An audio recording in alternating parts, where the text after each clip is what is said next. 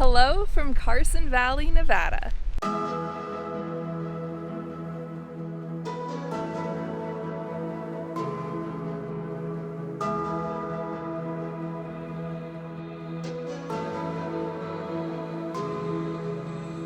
I've made it to beautiful Carson Valley for a few days. This is my first time visiting, thanks to Visit Carson Valley, who's kindly hosting me. And this morning I'm out at the Minden Tahoe Airport because I'm going soaring, which I had never even heard of this prior to this trip, but soaring is a sport of flying an aircraft with no engine. You get in what's called a glider, and a tow plane tows you up into the sky with a cable and then releases you. But you don't just glide and float back down to the ground. The art of soaring is finding thermals or rising pockets of air to take the aircraft higher. And Carson Valley is an international destination to come do this at because of the atmospheric conditions and the beautiful scenery. And I read online that the record soaring time out of Soaring, Nevada here is 12 and a half hours. 12 and a half hours with no engine. That's just crazy. So that is what we're doing this morning. Eyes wide open, take it all in.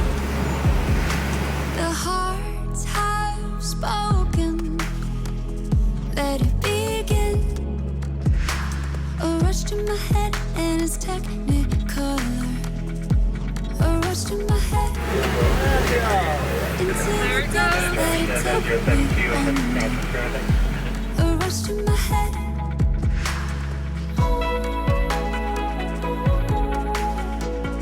Got us feeling electric, it's all around.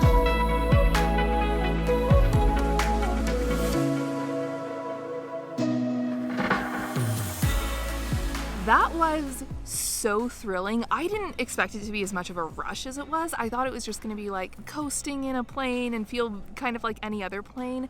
But oh my gosh. I mean, you're up there just riding on the wind, so there's a natural turbulence to it. So you're kind of, there's points where you're like falling and rising up, and it like you get that feeling, the roller coaster feeling in your stomach. But the views were spectacular. Flying over those mountains, seeing Lake Tahoe. You have to go gliding if you ever get the chance.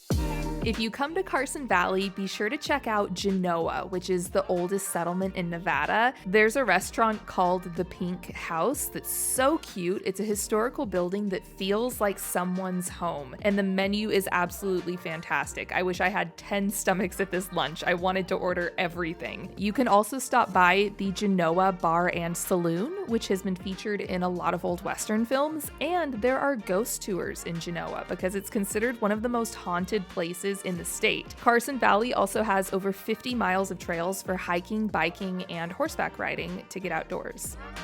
It is a beautiful morning. The sun just rose, it's blue skies, the birds are chirping, and this morning I'm going out with a local guide to see the wild Nevada mustangs. There are bands of wild horses that live in this region, and everybody says this guy is the horse whisperer. He knows these horses, he knows where they like to hang out. They know him, so they'll let him get closer than they would just anybody. So this is JT Humphrey, wildlife photographer and wild horse expert, and I couldn't have had a better guide for this adventure. He knows all of these horses by name, and he told me about all of their stories, their relationships with each other, and his relationship with them. So what is your favorite thing about Big Blue? He's an excellent stallion for his band. He's gentle with the young ones. Plus the relationship we have. If I don't see Blue for several weeks, I come out here, he'll see my vehicle and recognize me. He'll come trotting over, stop 20, 30 feet away. He never approaches any closer. He'll stop there, and every time he'll drop his head, take a blade of grass, look up at me, say, howdy, and go back to his band. Same thing every time. We get this kind of special relation.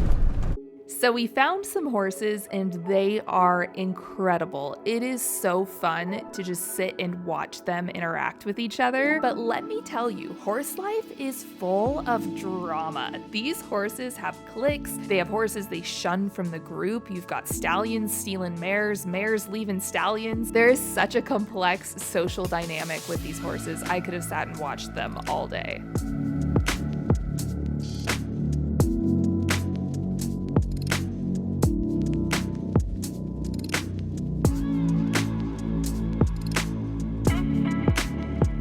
I'm really surprised. I had never heard of Carson Valley prior to planning this trip, especially with its proximity to Lake Tahoe, because I've heard so much about Lake Tahoe. Everybody talks about Lake Tahoe. If you go on travel Pinterest for like 5 minutes, you're gonna hear about Lake Tahoe. But this place is like 12 miles east of South Lake Tahoe. You can drive it in half an hour and be out here, and there's like the Soaring and the wild horses. But I've never heard about this with like a Lake Tahoe itinerary or just its own trip itinerary, and that surprises me, especially being from Washington, which isn't that far away from here.